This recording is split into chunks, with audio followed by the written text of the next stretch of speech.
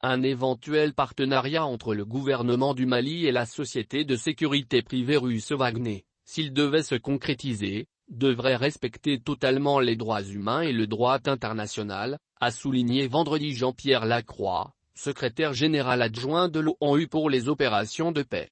Interrogé lors d'une conférence de presse sur l'impact possible pour la mission onusienne MINUSMA et ses quelques 15 000 casques bleus d'un éventuel déploiement de membres de Wagner, le responsable a affirmé n'avoir vu aucun accord finalisé à ce sujet.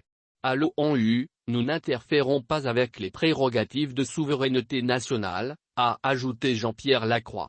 Mais il est important pour nous de continuer d'être en mesure d'accomplir notre mandat avec un soutien total du gouvernement hôte, avec une pleine coopération et coordination des forces armées locales, sans entrave, refus d'accès ou menaces, a-t-il précisé.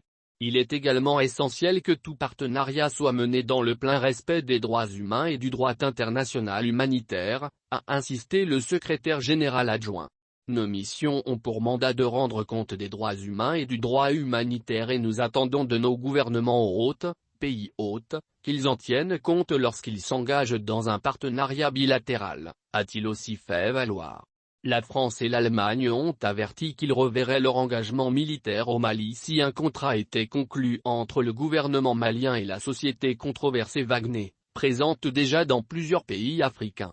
Le groupe Wagner, avec qui Moscou dément tout lien, fournit des services de maintenance d'équipements militaires et de formation mais est également accusé de mercenariat et suspecté d'appartenir à un homme d'affaires proche du Kremlin, Evgeny Prigojine.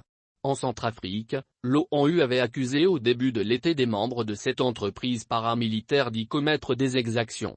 Depuis, le nombre d'accusations a diminué, a indiqué cette semaine à l'AFP un responsable onusien s'exprimant sous couvert d'anonymat. La Russie a démenti négocier une présence militaire au Mali. Deux sources françaises proches du dossier, la junte au pouvoir à Bamako étudie pourtant la possibilité d'un contrat avec Wagner sur le déploiement d'un millier de paramilitaires russes, pour former les forces armées et assurer la protection des dirigeants. Sollicité par la AFP, le ministère malien de la Défense a reconnu mener des pourparlers avec cette société russe.